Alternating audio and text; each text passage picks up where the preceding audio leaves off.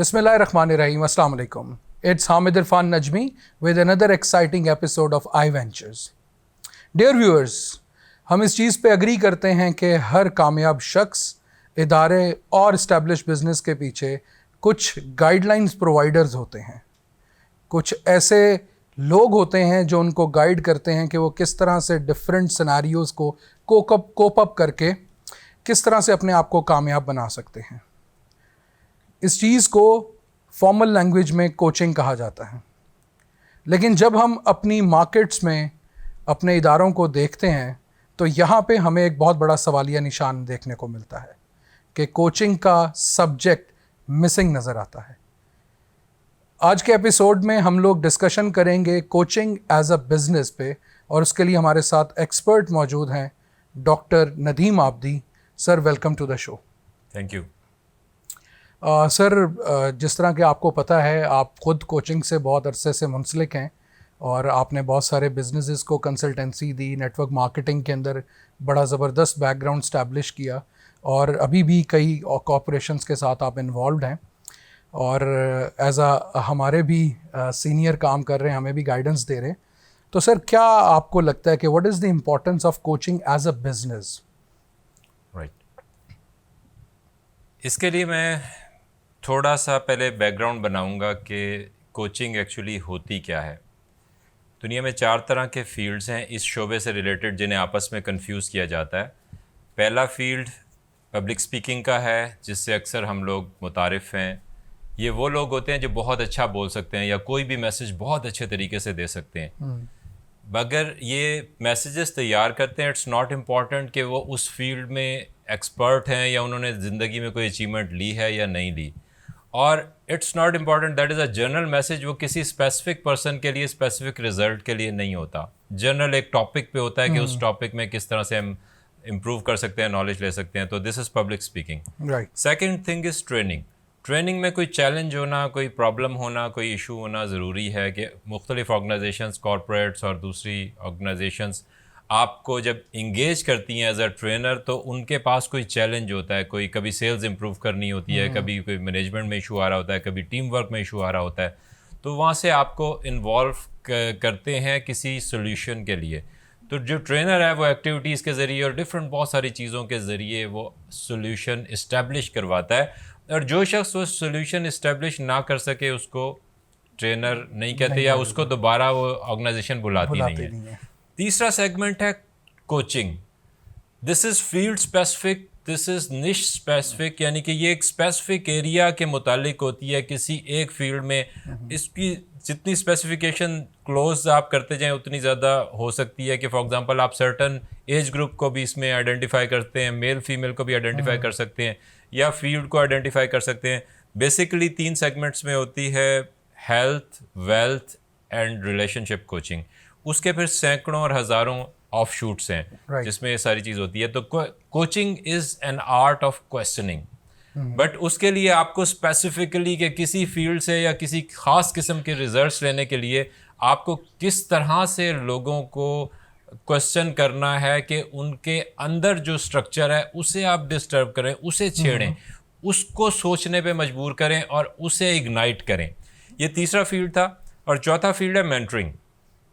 Mentoring coaching के करीब होता है। मेंटरिंग का क्या मतलब है कि आप किसी भी फील्ड के एक्सपर्ट हैं तो आप उस फील्ड के किसी भी जूनियर पर्सन को जब आप गाइड करेंगे तो दैट इज़ मेंटरिंग।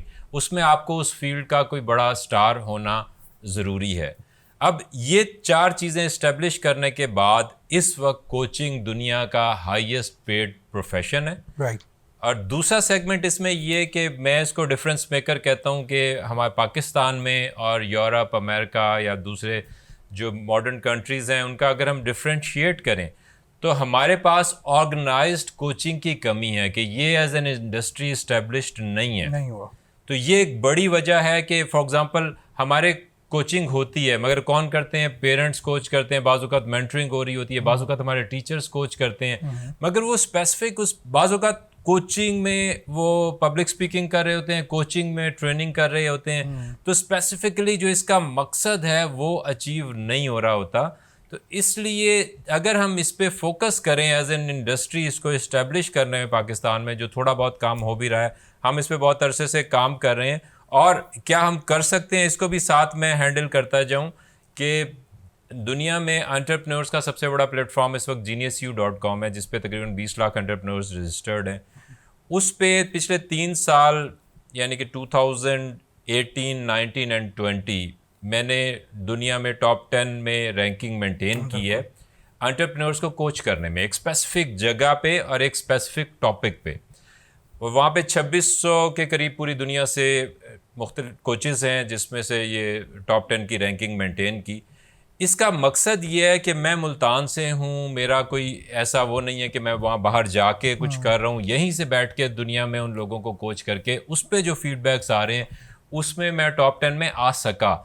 इसका मतलब है कि अगर मैं कर सकता हूँ तो आप और सब लोग कर सकते हैं। तो इट इज़ वेरी इंपॉर्टेंट सारी पब्लिक के लिए कि ये मुश्किल नहीं है, इट इज़ ईजी। इस पे मैं आगे बाद में बात करूँगा। हाँ, और सर जिस तरह आपने बताया कि ये टीचर्स भी कर रहे होते हैं और पेरेंट्स भी कर रहे होते हैं, लेकिन ये कोई फॉर्मल या डेडिकेटेड एफर्ट नहीं होती, शायद इसीलिए उसके रिजल्ट्स इतने ज़्यादा मैच्योर नहीं नज़र आते।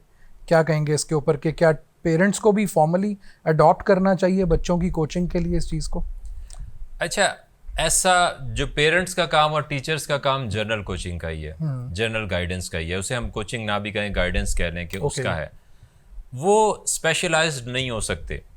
हमें कोई भी शख्स ये रोल ले सकता है। फॉर एग्जांपल हमारे मुल्क में लड़कियां जो हैं उनके लिए बहुत सारी अपॉर्चुनिटीज़ नहीं है, तो वो घर बैठ के ऑनलाइन कोई भी फील्ड सेलेक्ट करके, ये फील्ड रिस्पेक्टेबल भी है क्योंकि लोग तो जो उन्हें समझ में आएगा वही समझेंगे ना, तो ये टीचिंग से, कंसल्टिंग से रिलेटेड फील्ड है, तो एक रिस्पेक्टेबल भी है। आप घर बैठ के भी कर सकते हैं, ज़रूरी नहीं कि आप किसी भी जगह पे जाओ, मगर जिसको भी करना है उसको स्पेशलाइज करना है उसमें, और उसका तरीका बहुत आसान है। यानी कि इसको करने के लिए कि अगर आप करना चाहते हैं तो फिर क्या करना है, वो भी मैं आपको गाइड कर दूं कि 2-3 चीज़ें आपको पूरी करनी है। पहली चीज़ ये कि कोचिंग पे कहीं से भी सर्टिफिकेशन ले लें। हम लोग भी करवाते हैं, दुनिया में बहुत सारे लोग करवा रहे हैं, कहीं से भी, जहाँ से भी आपको मौका मिलता है, जहाँ से भी आप कर सकते हैं, वहाँ से कोचिंग की सर्टिफिकेशन ले लें, ताकि आपको जनरल पैटर्न्स पता चल जाएँ, जनरल टूल्स पता चल जाएँ, जनरल गाइडलाइंस पता चल जाएँ, और कहीं से आप चेक भी हो जाएं कि आप सही कर रहे हैं, गलत कर रहे हैं। दूसरी चीज़ ये कि कोई भी आपने निश सेलेक्ट किया या फील्ड सेलेक्ट किया है जिसमें आपने कोचिंग करनी है। फॉर एग्जांपल डाइवोर्स रेट बढ़ रहा है, आपने रिलेशनशिप कोचिंग करनी है, उसमें स्पेसिफिक वो फीमेल्स की करनी है, मेल्स की करनी है, किस एज ग्रुप की करनी है, या पेरेंटिंग पे कोचिंग करनी है, या बिजनेस में करनी है, CEO कोचिंग करनी है, एग्जीक्यूटिव कोचिंग करनी है, सेल्स की कोचिंग करनी है, किसी भी स्पेसिफिक फील्ड में कोचिंग करनी है, तो उस फील्ड पे आप 3 बुक्स गूगल करें कि इस फील्ड पे 3 टॉप बुक्स कौन सी हैं जो इसकी गाइडेंस की है, उनको आप पढ़ लें। जब आप 3 बुक्स पढ़ लेंगे तो आपके पास इनफ नॉलेज आ जाएगा जिससे आप उस सेगमेंट में कोचिंग कर सकते हैं। कोचिंग का जो आर्ट ऑफ क्वेश्चनिंग है कि किस तरह से आपने कोचिंग को यूज़ करना है, वो आपने कोचिंग सर्टिफिकेशन में कर लिया होगा, और आप 3 बुक्स कर लेंगे, 3 बुक्स पढ़ लेंगे, तो आप दूसरा सेगमेंट पूरा कर लेंगे कि जो इसके लिए इम्पोर्टेंट है कि टेक्निकल बैकग्राउंड या टर्मिनोलॉजीज का आपको बताओ। इसमें मेरा मशवरा ये है कि जिन फील्ड्स में आपको इंटरेस्ट है उन्हीं फील्ड्स में से एक निश सेलेक्ट करें। अगर आपकी एक निश होगी, यानी कि आप सिर्फ एक टॉपिक पे कोचिंग करते हैं, तो पाकिस्तान में और दुनिया में आपको ढेरों लोग मिल जाएंगे। आप 1-on-1 कोचिंग के 20 क्लाइंट्स मैक्सिमम एक यानी कि आप ले सकते हैं मंथली, जो आपके साथ चलेंगे। ग्रुप कोचिंग में आप हज़ारों ले सकते हैं। ग्रुप कोचिंग के रिजल्ट थोड़े से कम होते हैं, उसमें स्पेसिफिक उस शख्स की रिक्वायरमेंट के मुताबिक चीज़ें नहीं एड्रेस हो रही होती। 1-on-1 में बहुत ज़्यादा रिजल्ट्स होते हैं क्योंकि वो स्पेसिफिकली उसके लिए होता है। अगला जो सेगमेंट बचा इसके लिए कि क्या करना है कि आपने सर्टिफिकेशन ली, दूसरा आपने 3 बुक्स पढ़ी, तीसरी चीज़ ये कि हाई प्राइस आपने सेलेक्ट करनी है। ये हाई प्राइस का मतलब ये है कि इतने पैसे जो किसी के लिए आसान ना हो, बिल्कुल ऐसे कि वो कहे कि ये तो बड़े थोड़े से हैं, मैं आराम से कर लेता हूँ, उसे थोड़ा सा इशू हो उनको अफोर्ड करने में, यानी कि वो सोचे कि इतने पैसे मैं पे कर दूं या नहीं कर दूं।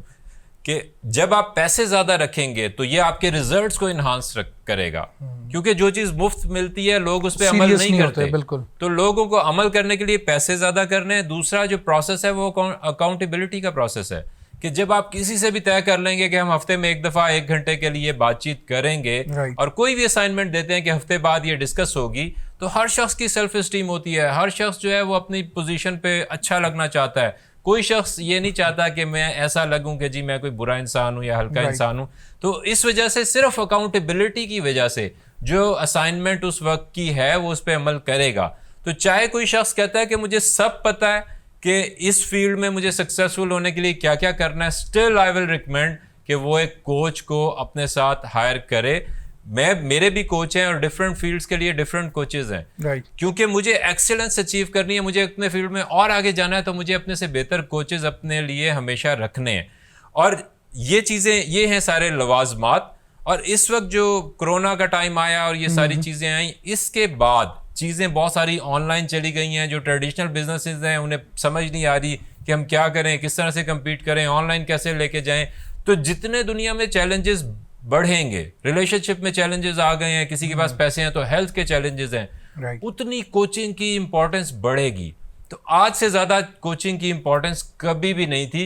मतलब ये कि अगर आप पाकिस्तान की बात करें तो आज पूरे पाकिस्तान को कोचिंग की ज़रूरत है और पाकिस्तान में कोचेस हैं ही नहीं। वेरी राइट, आपने अच्छा इस्टेब्लिश किया कि इसकी इंपॉर्टेंस क्या और क्या बेसिक टूल्स हैं। यहाँ पे हम एक लेंगे छोटा सा ब्रेक और ब्रेक के बाद आपको दोबारा ज्वाइन करेंगे और कोचिंग पे मज़ीद क्वेश्चंस करेंगे।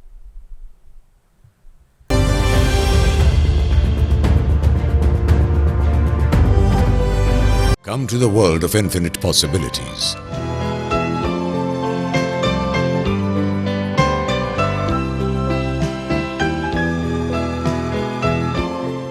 Join Institute of Southern Punjab, Multan. The Department of Psychology is here with a very informative show. We are going to talk about the scope of psychology, mental health and psychological challenges, The counseling and therapeutic interventions to cope up with those challenges. So, don't forget to watch A very different show, Psychologist of ISV.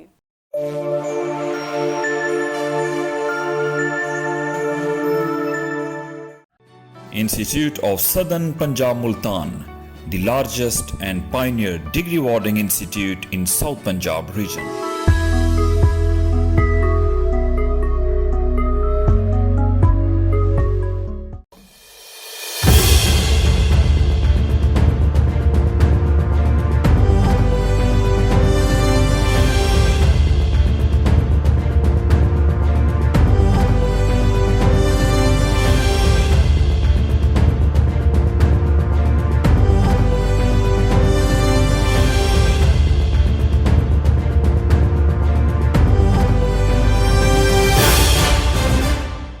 Welcome back dear viewers. हम बात कर रहे थे coaching as a business पे और हमने काफ़ी thought establish किए कि कैसे हम इसको लेके चल सकते हैं as a professional career. Sir, यहाँ पे मैं एक क्वेश्चन आपसे ज़रूर पूछना चाहूँगा कि पाकिस्तान में एक बहुत बड़ा गैप है। अगर हम देखें कि बहुत ज़्यादा अनएम्प्लॉयमेंट जो है, स्टैटिस्टिक्स हमारे पर ईयर वो ऐड होते जा रहे हैं। यूनिवर्सिटीज़ ग्रेजुएट्स को थाउजेंड्स ऑफ नंबर्स में हर साल जो है वो ग्रेजुएट कर रहे हैं और मार्केट की इतनी अपटेक नहीं है। तो आप क्या समझते हैं कि कोचिंग एज अ बिज़नेस यहाँ पे किस तरह सपोर्ट और फैसिलिटेट कर सकता है हमारे स्टूडेंट्स को या न्यू एंटरप्रेन्योर्स को? बिल्कुल सही, बहुत ज़बरदस्त क्वेश्चन है। और जो इसमें मेरा विजन है वो ये है कि कोचिंग को अगर हम पाकिस्तान में प्रॉपरली इस्टेब्लिश कर लें तो ये एक सोल्यूशन भी है, पाकिस्तान की यूथ का सोल्यूशन है, बल्कि हर सेगमेंट का सोल्यूशन है। और खाली पढ़े लिखे लोगों का नहीं, अनपढ़ लोगों का भी सोल्यूशन है। राइट। क्योंकि कोचिंग में इट्स नॉट इम्पॉर्टेंट कि आप पढ़े लिखे हों। और बाज़ औक़ात अगर आपको इंटरनेशनल कोचिंग करनी है कि बाहर के मुल्कों में कोचिंग करनी है तो आप उसमें फॉर एग्ज़ाम्पल आपको आप खुद से बनाते हैं या कुछ भी इस तरह का करते हैं तो आप साथ फैसिलिटेटर्स भी अपने इंगेज कर सकते हैं कि जो आपको इंटरनेशनल में हेल्प करें। जैसे फॉर एग्ज़ाम्पल अगर खुस्सा बनाना है तो उसकी आप कोचिंग स्टार्ट कर दें कि how to make a great khussa या गुड खुस्सा। तो उसकी आप कोचिंग, यानी कि कोई भी फील्ड, इवन सब्जी में, किसी भी चीज़ में, आप किसी भी बैकग्राउंड से हैं, आपकी कोई भी एजुकेशन है, आप कोचिंग में आ सकते हैं। बट उसके प्रोसेस को इस्टेब्लिश कर लें ताकि आपको टूल समझ में आ जाएं, क्या टूल्स यूज़ करने हैं, कैसे करना है, किस तरह से उसे डिज़ाइन करना है। और मैं इसको कहता हूँ कि पाकिस्तान की सारी अवाम को ये एम्प्लॉयड कर सकती है। कैसे करेगी? सवाल इसमें यह आएगा कि अगर सारे कोचेस बन जाएंगे तो सुनेगा कौन या उसके क्लाइंट्स कौन होंगे? तो 2 सेगमेंट्स हैं इसमें कि देखिए, आपको पहले तो आपको पैसा कमाना है। जब आपकी पॉकेट पे पैसे आ जाएं तो आपको अपनी हेल्थ का कंसर्न है। आप चाहते हो मेरे रिलेशनशिप बहुत अच्छे रहें, बिल्कुल। आप चाहते हो मैं जिस भी फील्ड में जाऊं उसमें अच्छा हूं। तो एट द सेम टाइम जब आप कोचिंग कर रहे होगे, उससे पैसा कमा रहे होगे, तो आप कोचिंग ले भी रहे होगे मल्टीपल फील्ड से। फॉर एग्जांपल मेरा फिटनेस का कोच अलहदा होगा, रिलेशनशिप का कोच अलहदा होगा, हर सेगमेंट का अलहदा होगा। जब मेरे बच्चे हो जाएंगे तो पेरेंटिंग का कोच मैं, बजाय इसके कि फ्यूचर में हर शख्स हर चीज़ को समझने के लिए उस पर ढेरों किताबें पढ़े और एक्सपर्ट बने, तो कोच से हेल्प ले लेंगे, यार हमें क्या क्या कुछ करना है, वो आपको कि हाँ यहाँ पे आप गलत हो रहे हो, ये इसको करेक्ट कर लो, इस तरह से कर लो। तो कोचेस एक तो आपस में भी फैसिलिटेट हो रहे होंगे। दूसरा सेगमेंट ये है कि मार्केट कौन सी है। Market is the whole world, कि पूरी दुनिया अवेलेबल है, पूरी दुनिया में लोगों को चैलेंज है, पूरी दुनिया में लोग घबराए हुए हैं, पूरी दुनिया में लोगों को इश्यूज हैं।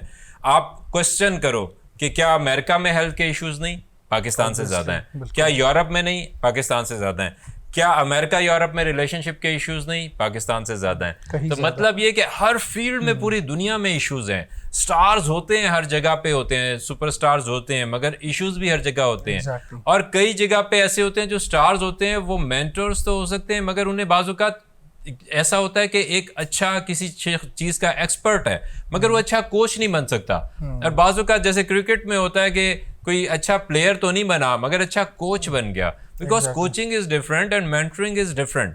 तो इसमें ये मेरा पॉइंट है कि अगर हम पूरे पाकिस्तान को भी कोचिंग पे इस्टेब्लिश कर लें, जो प्रैक्टिकली पॉसिबल, इस वजह से नहीं कि हर शख्स का माइंड नहीं होगा इस चीज़ का, मगर कोई शख्स अगर मजबूरी में बैठा है कि मैं कुछ नहीं कर सकता, कोई स्टूडेंट है उसने पास आउट किया है और वो फारिग बैठा है कि मैं कुछ नहीं कर सकता, तो यार आप ये कर सकते हो। 3 मंथ्स के अंदर आप इस्टेब्लिश हो सकते हो, फर्स्ट मंथ में आप अपना पहला क्लाइंट ले सकते हो। तो ये पूरी नेशन का एक सोल्यूशन है कि एक हम अपग्रेड भी हो जाएंगे, हमारा थिंकिंग पैटर्न भी अपग्रेड होगा, जिससे पाकिस्तान भी तरक्की करेगा। दूसरा सेगमेंट इसमें यह है कि चूंकि पूरी दुनिया मार्केट है, तो आपको जस्ट ये इस्टेब्लिश करना है कि दुनिया से क्लाइंट कैसे लेने हैं, सोशल मीडिया मार्केटिंग कैसे करनी है, अपनी सोशल मीडिया प्रेजेंस किस तरह से इस्टेब्लिश करनी है। अगेन इस पे कोचिंग आ जाएगी। Yes yes yes. तो सर ये बड़ी, मेरे ख्याल से ये एक ब्लॉकचेन की तरह है कि अगर एक बंदा कोचिंग में आया तो ऑब्वियसली अगर उसको कोई अपने कम्युनिकेशन के लिए कोच चाहिए तो अगेन फिर अगर उसको इनफ रिसोर्सेज मिल गए हैं, is sound with his pocket, तो फिर वो अपने रिलेशनशिप्स के लिए और देन पेरेंटिंग के लिए और हेल्थ के लिए, और इसके साथ साथ अगर लोगों के इंटरेस्ट जिस तरह विद टाइम शौक पैदा होते हैं तो उनके लिए भी, for example somebody want to make music, तो वो उसके लिए भी कोचिंग का जाएगा। तो मेरे ख्याल से ये चेन है और ये भी एक जो है ना वो इस्टेब्लिश होती जाती है कि कोचिंग जो है वो दूसरी कोचिंग्स को जो है ना वो इस्टेब्लिश करवा रही है। बिल्कुल सही है। इसमें पॉइंट ये है कि दुनिया में एक बीमारी फैली हुई है, दैट इज़ लैक मेंटालिटी। वो लैक मेंटालिटी क्या है कि जब हम एग्रीकल्चर एज में थे, हम स्टोन एज से एग्रीकल्चर एज में आए, उससे इंडस्ट्रियल एज में आए, उससे इंफॉर्मेशन एज में आए, और उसके बाद एक और एज में आ गए, this is age of greatness. तो इंफॉर्मेशन एज ने शक पैदा किया, हमें सब एक दूसरे पे ट्रस्ट करने से हमें हटाया कि लोग टेक्निक्स यूज़ करते थे एक दूसरे से कोई काम लेने के लिए, बेनिफिट लेने के लिए। तो एग्रीकल्चर एज में कोई मुलाजमीन नहीं होते थे उस वक्त, सिर्फ फ़ौज में जो सिपाही होते थे वो मुलाजमीन होते थे, या कोई गुलाम वगैरह इस तरह के होते थे वो मुलाजमीन होते थे, बाकी everybody used to be entrepreneur. लोग, इवन यूरोपियन लोगों के अगर आप नाम पढ़ें, अभी भी जो उनकी फैमिलीज चल रही हैं, वो माइकल शूमेकर क्या था, पहला उनका नाम होता था, दूसरा जो उनका प्रोफेशन होता था कि ख़ानदानी प्रोफेशन कौन सा चल रहा है, एलिजाबेथ टेलर। तो ये सारे प्रोफेशंस थे कि जो चल रहे होते थे, क्योंकि लोग अपने प्रोफेशन से पहचाना जाना चाहते थे, ऑनर भी फील करते थे। Everybody was entrepreneur. तो जब एंटरप्रेन्योर था तो एवरीबॉडी वाज एम्पावर्ड। कोई भी बच्चा ऐसा नहीं होता था कि वो बड़ा हुआ और वो ये सोचे कि मैं क्या करूंगा, मेरे फाइनेंसेस कहाँ से आएंगे। वो जैसे बड़ा होता जा रहा है, अपने फील्ड में स्किलफुल होता जा रहा है, और भी नॉलेज जो भी करना चाह रहा है कर रहा है, बट डे 1 से वो ऑन जॉब है, उसकी अर्निंग हो रही है, थोड़ी और ज्यादा का डिफरेंस होता था। बट मैं इस वक्त ग्लोबल एंटरप्रेन्योर मूवमेंट का पार्ट हूँ, और हम लोग क्या कर रहे हैं कि पूरी दुनिया में एंटरप्रेन्योरशिप को फुल फ्लेज मोड में इस्टेब्लिश करने की दोबारा से कोशिशें कर रहे हैं कि हर शख्स एंटरप्रेन्योर बन जाए। जॉब्स क्योंकि वैसे भी ख़त्म होती जानी है, रहनी नहीं, तो अगर आप जॉब्स के ही पीछे रहेंगे तो आप ख़राब होंगे। तो जब ग्लोबल एंटरप्रेन्योरशिप मूवमेंट आ रही है, यानी कि एंटरप्रेन्योरशिप इज़ द सोल्यूशन, तो उसमें यही बात है कि पूरी दुनिया में एंटरप्रेन्योरशिप में आने के लिए फिर कोचिंग की ज़रूरत है हर फील्ड में, कि आप किसी भी फील्ड के बारे में नॉलेज लें Right. और उसकी कोचिंग स्टार्ट कर दें। आप अब जो व्यूअर्स ये टॉपिक सुन रहे हैं या इस डिस्कशन को सुन रहे हैं, वो ज़रा अपने आप से पूछें और सवाल करें कि फॉर एग्ज़ाम्पल आप टीचर हैं या ट्रेनर हैं या कोई शख्स किसी भी फील्ड से है, कोई डॉक्टर है, या डॉक्टर तो चलें वो एक एजुकेशन लेके आता है, मगर आपने अगर किसी फील्ड में जॉब कर ली है, फॉर एग्जांपल सेल्स में जॉब कर ली है, आप एचआर में जॉब आपकी चल रही है, तो अपनी जॉब में आने के बाद आपने उस फील्ड में अपने आप को बेहतर करने के लिए उस फील्ड की स्पेशलाइजेशन की या उस फील्ड पे स्पेसिफिकली कितनी बुक्स पढ़ी। हम ये देखेंगे कि हमारा कोई भी प्रोसेस ऐसा नहीं था कि हम उसे अपने फील्ड में अच्छे हो सकें। हम जस्ट जो कॉमन पैटर्न चल रहा है और जॉब में जो चीज़ इनकाउंटर होती है कि जो आएगी देख लांगे, जो सेगमेंट आएगा, जो इनकाउंटर होगा उसे हल कर लेंगे। तो उसमें क्या है कि जॉब्स में ज़्यादातर तो पॉलिटिक्स है कि हम पॉलिटिक्स फेस करते हैं, हम नेगेटिविटीज़ फेस करते हैं, हम लेग पुलिंग फेस करते हैं और हम उसी से लड़ रहे होते हैं। थोड़े दिनों में हमें भी वही आदत हो जाती है कि हमने सर्वाइव करना है तो हम किसी की टांग खींचे और कोई हमारी जो टांग खींच रहा हो, कोई हमारी टांग खींच रहा हो, उससे अपने आप को बचाएं। तो इस सेगमेंट में हम स्किल्स पे नहीं जाते, और स्किल्स याद रखें कि सिर्फ पॉजिटिविटी में आते हैं। हम फोकस्ड हों उस डायमेंशन में कि हम किस तरह से जो हमारा शोबा है उसमें हम किस तरह से आगे बढ़ें। मगर ये याद रखें, जो मैंने पहले चीज़ें बताई कि जिस चीज़ की आप प्राइस पे नहीं करते वो आपको बेनिफिट नहीं देती, जिस चीज़ में आप अकाउंटेबिलिटी इस्टेब्लिश नहीं करते वो आपके लिए मुश्किल हो जाती है। इस वजह से कोचिंग बहुत बहुत बहुत बहुत ज़्यादा इम्पॉर्टेंट है। मैं एक पॉइंट दूंगा जिससे आपको समझ में आ जाएगी कि किसी शख्स को जिसको कोचिंग नहीं भी आती उसको भी आप पैसे दे दें और उससे अकाउंटेबिलिटी इस्टेब्लिश कर लें कि मैंने जो करना है उस पर आप मेरी अकाउंटेबिलिटी करना, तो आप देखेंगे कि आपके रिजल्ट्स इन्हांस हो जाएंगे, यानी कि टेक्निकली कोचिंग इस्टेब्लिश हो जाएगी और अकाउंटेबिलिटी उसको रीइंफोर्स करवाएगी। Yes, accountability is the major pillar of coaching. उसके प्रोसेस का एक मेन के रिजल्ट्स उससे क्यों आते हैं, वो इस वजह से नहीं आते कि उस शख्स को कुछ ऐसी बातें पता हैं जो आपको नहीं पता। आपको क्या वजह हो रही है कि आप कोई शख्स से पूछें कि आपने अभी तक तरक्की क्यों नहीं की, वो कहता है यार मैं थोड़ा सुस्त हूँ, मैं प्रोक्रास्टिनेट करता हूँ, मैं ये करता हूँ, मुझ में बस ये है, मैं थोड़ा पढ़ता नहीं, या ऐसे नहीं करता, या इस तरह की कोई बातें करता है। मतलब ये कि उसे ये तो पता होता है कि क्या वजह है कि मैं आगे नहीं बढ़ रहा, मगर वो उससे हो नहीं रहा होता, कर नहीं पा रहा। यस, उसको करने के लिए उसको अकाउंटेबिलिटी चाहिए, करने के लिए उसे सपोर्ट चाहिए, करने के लिए उसे आउटसाइड फेस चाहिए जिसके सामने उसकी बेइज्जती होती हो, उसकी पोजीशन खराब होती हो, और उसे अगर पैसे दे दो तो कमाल हो जाता है। और जितने ज्यादा आपको रिजल्ट चाहिए उतने ज्यादा पैसे दे दें। वो इसी सोच में सर लगा रहेगा कि मैंने पैसे दिए तो मुझे करना चाहिए। यस, राइट, इसका फायदा उठाएं। Very right. अच्छा सर, यहाँ पे बड़ा इंपॉर्टेंट है ये डिस्कस करना कि जो आप कह रहे हैं कि यंगस्टर्स हैं और एंटरप्रेन्योर्स बनना चाहते हैं वो इस एरिया में है।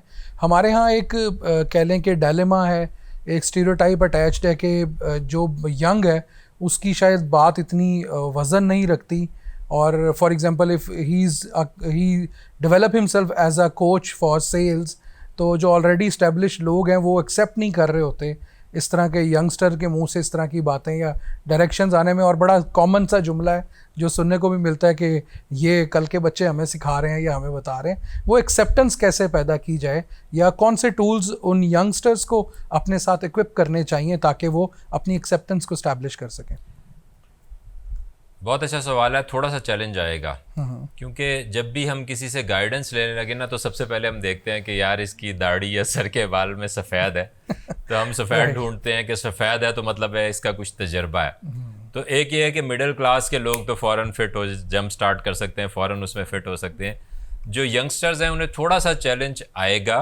येट ये प्रोसेस की खूबसूरती है कि फॉर एग्ज़ाम्पल हम जो प्रोसेस यूज़ करते हैं, जैसे मैं बिज़नेस ऑनर्स को कोच करता हूँ तो उसके लिए मैं क्या करता हूँ, मैं उन्हें एक फ्री सेशन ऑफ़र करता हूँ, उनसे मुलाकात करता हूँ और उनसे जस्ट पूछता हूँ कि बिज़नेस कैसा जा रहा है, आप प्रॉफिटेबिलिटी इंक्रीज़ करना चाहते हैं, या मैं वैसे ही जब अपना इंट्रोडक्शन करवाता हूँ तो मैं बताता हूँ कि मैं बिज़नेस प्रॉफिट्स कोच हूँ। तो वो कहते हैं कि वो क्या होता है या कैसे हो सकता है। मैं कहता हूँ कि ऐसे तो मैं आपको क्या समझाऊँगा, आपको एक फ्री सेशन दे देता हूँ। राइट, ठीक है, तो फ्री अपने मैं 45 मिनट स्पेयर कर लूँगा, आपको फ्री सेशन दूंगा। उस फ्री सेशन में मैं 13 क्वेश्चंस करता हूँ। वो 13 क्वेश्चन जो है वो एक टूल है कि उसके एंड में वो बिज़नेस ओनर खुद ही कहता है कि मुझे आपसे कोचिंग चाहिए, मैं क्या कर सकता हूँ। तो ये प्रोसेस जो है ना वो उसको सॉल्व करता है Right. कि जो आपकी वो दाढ़ी में या सर के बालों में रंग नहीं नज़र आ रहा या आपके वैसे एक्सपीरियंस नहीं नज़र आ रहा, वो जब वो प्रोसेस होगा ना उससे वो अंदर से हिल जाएगा। वो कहेगा कि यार ये मुझे पहली दफ़ा मैंने वो चीज़ देखी है जिसने मुझे हिलाया। दूसरी बात ये कि जो सोल्यूशन बता रहा है, क्योंकि उस 1 घंटे के सेशन में मैं उससे सोल्यूशन भी कह देता हूँ कि आप इन प्रोसेस से अगर गुजरेंगे तो आप अपग्रेड हो जाएंगे। वो उस पर भी एग्री करता है, उसको समझ आती है कि हाँ मेरा यही सोल्यूशन है। मगर अगली बात होती है कि ये मैं इसको इम्प्लीमेंट कैसे करूँगा, उसके लिए उसे फैसिलिटेटर चाहिए, उसके लिए उसे कोच चाहिए। तो इस वजह से you can be in business. तो बहुत सारे यंग लोग हैं जो बिजनेस में आ रहे हैं इंटरनेशनली। मैं देख रहा हूँ पाकिस्तान में तो कम लोग इसको अभी कर ही नहीं रहे। तो बहुत यंग लोग मैंने देखे हैं कि जो इस बिजनेस में हैं। तो एवरीबॉडी कैन डू इट। इसीलिए आपने इसको आर्ट ऑफ क्वेश्चनिंग का कि by questioning somebody you can trigger कि उसकी क्या डेप्रीवेशंस हैं, क्या चीज़ें उसको रिक्वायर्ड है। यस, ठीक हो गया सर। यहाँ पे मैं चाहूँगा कि आप प्रोग्राम के एंड पे सिर्फ हमें ये थोड़ा सा गाइड कर देंगे क्या की इंग्रेडिएंट्स हैं जो कोचिंग को बेहतर कर सकते हैं या एज अ कोच आपको ज़्यादा सपोर्ट कर सकते हैं कि हमारे ज़्यादातर सुनने वाले यंगस्टर्स हैं, ताकि वो अपने उन चीज़ों को, उन एरियाज़ को शार्प करके इस मार्केट की तरफ आएँ। अच्छा, इसमें मैं कोचिंग को बेहतर करना तो उनको बताऊंगा ना जो पहले कोचिंग में होंगे। तो इस वक्त तो चैलेंज ये है कि दुनिया में लोग या पाकिस्तान में स्पेशली लोग किसी भी काम में नहीं है, वो कुछ नहीं कर रहे और वो परेशान है कि हम क्या करें। तो पहले तो अपने माइंड को सेटल करें। अगर आपका कोई पैशन है उस डायरेक्शन में अपनी क्लैरिटी इस्टेब्लिश करें कि आप कौन हैं, आपको क्या करना है। उसके लिए आप कहीं से भी गाइडेंस ले लें, अपने गोल सेट करें, उसमें वाई इस्टेब्लिश करें। और एक और मैसेज कि उसके बाद जो इम्पॉर्टेंट चीज़ है कि अपने आप को डिसिप्लिन करें कि कोई भी चीज़ आसान नहीं है, कोचिंग भी आसान नहीं है। अगर आपको मेरी बातों से ये लग रहा है कि बस हम जो है 4 दिन में 3 महीने में कोचिंग स्टार्ट कर देंगे और बहुत पैसे कमाने शुरू कर देंगे, मगर जब आप कोच बन जाएंगे और बहुत सारे लोग कोच बनेंगे तो उनमें भी फिर लेवल्स होंगे, उसमें भी अच्छे कोच, कम अच्छे कोच होंगे। कि अगर आप खुद कोच नहीं हो रहे या खुद अपने आप को सही पैटर्न पे नहीं रख रहे तो आप इफेक्टिव बात हो सकता है हो भी ना सकें। तो everything is hard, everything is hard. और आपने जब अपने आप को लॉन्च करना है, स्पेशली मैं यूथ को कह रहा हूँ, तो हार्डेस्ट वे में करना है। इसको मैं कहता हूँ मैसिव एक्शन, कि जो भी चीज़ करने के लिए अगर आपको 6 घंटे काम करना रिक्वायर्ड है तो आप 18 घंटे काम करें। आप 18 घंटे आज काम करेंगे तो आप में वो अपने आप को डिसिप्लिन करने का पैटर्न आएगा।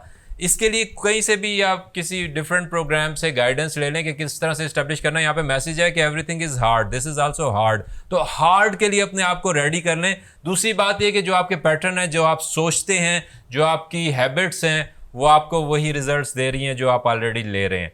अगर आपको डिफरेंट रिजल्ट्स चाहिए, अगर आपको कोच बनना है, अगर आपको कुछ भी बनना है, तो अपना मुंह बंद करें, किसी बंदे से जो इस फील्ड में आगे है उससे गाइडेंस लें, किसी बेशक इंटरनेशनल बंदे से लें, पाकिस्तान में किसी से लें, और जो वो कहता है उस पर अमल करें। आपके जहन में जो चीज़ें आती हैं कि नहीं मैं ये हूँ, उनको एक मिनट के लिए साइड पे रखें, क्योंकि वो आपको रिजल्ट्स नहीं दे रही, वो आपकी जेब में पैसे नहीं डाल रही। अगर आपको अपनी जेब में पैसे डालने हैं तो आपको सुनना पड़ेगा और उससे ज़्यादा अमल करना पड़ेगा, अपनी हैबिट्स को चेंज करना पड़ेगा, फोकस रहना पड़ेगा, और फिर आपको दुनिया में जीतने से कोई नहीं रोक सकता। Thank you very much. Thank you so much sir. आपने बहुत अच्छा मैसेज इस्टेब्लिश किया कि efforts are the only efforts when it begins to pain. तो वो पेन जितना जल्दी इंसान ले उतना ही ज़्यादा निखर के सामने आता है। डियर व्यूअर्स, आज के एपिसोड में इतना ही। इंशाल्लाह मज़ीद new exciting episodes I venture के आपके लिए लेके हाजिर होंगे। हमें सोशल मीडिया चैनल्स पे फॉलो करना ना भूलिएगा। अस्सलाम वालेकुम।